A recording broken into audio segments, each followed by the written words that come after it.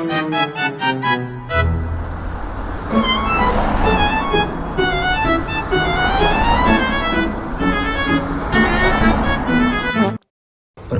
nama saya Adrian Manalo dari Matematika Lanjut 1. Pertama-tama saya akan menjelaskan pengertian fungsi. Dilansir dari katadata.co.id, pengertian fungsi dalam matematika merupakan pemetaan setiap anggota himpunan yang disebut sebagai domain kepada anggota himpunan lain disebut sebagai kodomain. Fungsi yang dimaksud berbeda dengan definisi fungsi yang dalam artian umum. Kedua, saya akan masuk ke dalam fungsi piecewise. Menurut liputan.com, pengertian fungsi piecewise adalah fungsi yang didefinisikan oleh beberapa subfungsi, ini dimana fungsi-fungsi tersebut berlaku dalam interval domain yang berbeda. Nah, artinya setiap fungsi bisa memiliki beberapa rumus dan tergantung pada nilai X.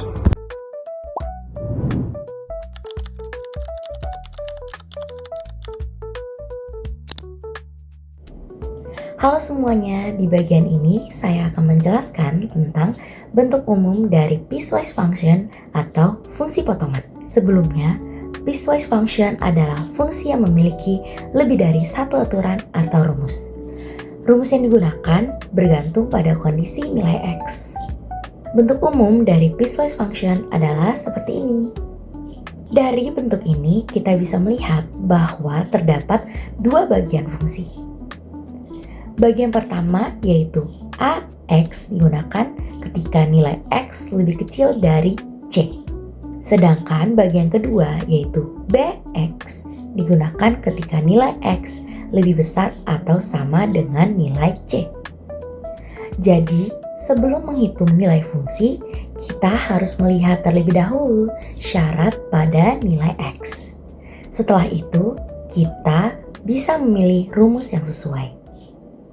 Misalnya, jika X memenuhi syarat pertama, maka kita gunakan rumus pertama. Tetapi, jika tidak memengaruhi, kita menggunakan rumus berikutnya. Karena memiliki beberapa aturan dalam satu fungsi, piecewise function disebut juga fungsi bertingkat atau fungsi potongan. Oke, kita masuk terlebih dahulu kepada konsep fungsi piecewise. Di sini ada terdapat tiga konsep fungsi piecewise. Yang pertama tuh domain. Setiap bagian fungsi piecewise tersebut memiliki domainnya sendiri.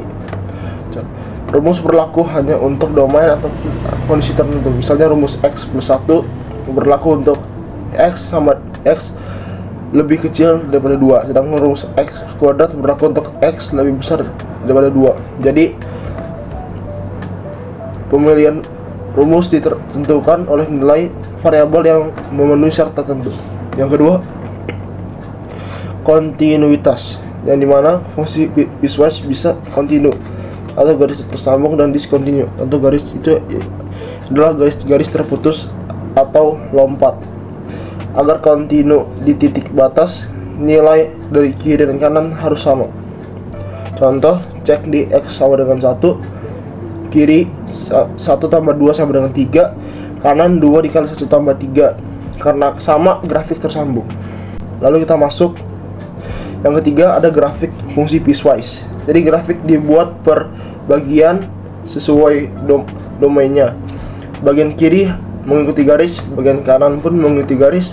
Biasanya terdapat titik kosong atau nilai yang tidak termasuk, dan juga titik penuh yang dimana nilai termasuk. Untuk selanjutnya kita akan membahas contoh soal. Mari kita simak bareng-bareng. Oke, untuk soal pertama, Hx sama dengan min X kuadrat plus 4, X lebih kecil sama dengan 1, dan 3X, X lebih besar daripada 1. Yang pertama, kita cari Y-nya dulu. Karena Y sudah diketahui, maka Y sama dengan min X kuadrat plus 4. Jadi, Y-nya adalah yang ini. Setelah itu, kita menggunakan persamaan. Persamaan yang sudah kita pelajari SMP adalah rumusnya AX kuadrat plus BX plus C. Ini adalah persamaannya. Nah, untuk mencari garisnya atau fungsinya, Step yang pertama adalah mencari A-nya. Karena di sini A yang diketahui adalah min 1, karena di sini min x kuadrat, walaupun tidak ada angkanya di sini, tetapi di depan angka x selalu 1. Maka A sama dengan min 1. Nah, karena A lebih kecil daripada 0, maka grafik fungsinya itu ke atas seperti ini. Dan ini adalah titik puncaknya.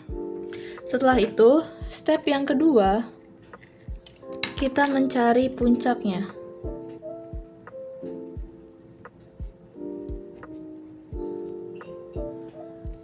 Karena puncaknya di sini 4, maka puncaknya adalah menggunakan rumus XP sama dengan min B per 2A sama dengan, karena di sini tidak ada B-nya, maka ini hanya ada A dan C. Maka B-nya adalah 0 min per 2A sama dengan 0 per min, karena A-nya sini sudah diketahui min 1, maka 2 dikali min 1. Maka hasilnya 0. Setelah itu, mencari YP-nya. YP-nya sama dengan min 0 kuadrat plus 4, maka hasilnya 4. Maka titik puncaknya sudah ditemukan, hasilnya yaitu 0,4. Setelah itu, mencari tipot SBX. Tipot SBX. Karena di sini Y-nya masih sama dengan 0, maka kita tulis Y sama dengan 0. Maka kita cari min X. Karena di sini sudah diketahui itu min X kuadrat plus 4, maka kita tetap tulis. Di sini kita nyamain Y-nya itu adalah 0. Maka min X kuadrat plus 4 sama dengan 0. Karena di sini Y-nya 0, maka di sini sama dengan 0. Selanjutnya, min X kuadrat, karena di sini pindah ruas ke sini, maka min 4 hasilnya. Karena yang dari kiri itu positif, maka kita pindah ruas ke kanan menjadi negatif. Maka hasilnya adalah X kuadrat sama dengan 4. Ini kita kalikan min 1 agar hasilnya itu positif. Setelah itu, 2-nya ini kita pindah ke sini, maka X kuadrat sama dengan 4, maka 4 akar dari 4 adalah X sama dengan 2. Maka hasilnya bisa plus minus 2. Jadi kita ketemu titiknya adalah 2,0 dan min 2,0. Untuk step yang terakhir kita cari X-nya. Karena di sini X-nya adalah 1, maka kita tulis 1. Jadi, Y sama dengan min 1 kuadrat plus 4. Maka, ini yang kita kuadratin adalah cuma satunya aja, berarti tetap min 1 plus 4 sama dengan 3, maka hasilnya adalah 1,3. Selanjutnya kita gambar grafiknya. Karena tadi X-nya itu adalah 1,3, berarti satunya adalah di sini dan 3-nya di sini. Dan karena tadi tipot sumbu X-nya itu adalah min 2, maka di sini kita kasih titik min 2 di situ. Dan juga 2-nya juga kita kasih titik. Terus tadi karena YP-nya 0,4, maka 4-nya kita taruh sini. Maka nanti hasil grafik akhirnya adalah seperti ini, karena dia tadi menonjol ke atas ya teman-teman. Jadi nanti hasil grafiknya seperti ini. Oke, setelah itu kita lanjut mencari yang bagian 3X dan X lebih dari 1. Maka sudah diketahui adalah Y sama dengan 3X. X1. Di sini kita bikin 2 titik saja ya teman-teman. Di sini XY. Nah, ini X-nya kita ganti sama 1. Berarti 3 kali 1 berapa? 3. Nah, selanjutnya 3X-nya ini diganti sama 2. 3 kali 2 sama dengan 6. Nah, setelah itu kita cari whole-nya. Kenapa whole? Karena dia tidak ada sama dengan, dia tidak ada tanda yang seperti di awal seperti ini ya. Jadi ini lebih dari 1 saja, tidak ada kata lebih sama dengan 1. Makanya kita tulisnya di sini adalah whole. Nah, whole-nya adalah 1,3 karena di sini 1,3. Setelah itu titiknya adalah 2,6 seperti yang kita sudah cari. Nah, karena sudah ketemu 1,3 dan 2,6, maka kita bikin grafiknya itu ke atas. Maka grafiknya seperti ini. Ini harusnya ya 1 di sini. Dan kita kasih titik 6, tapi kita harus pasin dengan 3-nya guys. Ini sama 3. Dan ini seterusnya.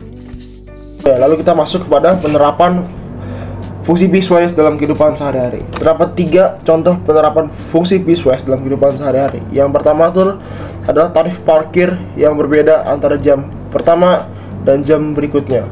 Berdasarkan rentang nilai tarif transportasi online berdasarkan jarak perjalanan dan juga harga tiket masuk yang berbeda antara anak-anak dan juga dewasa.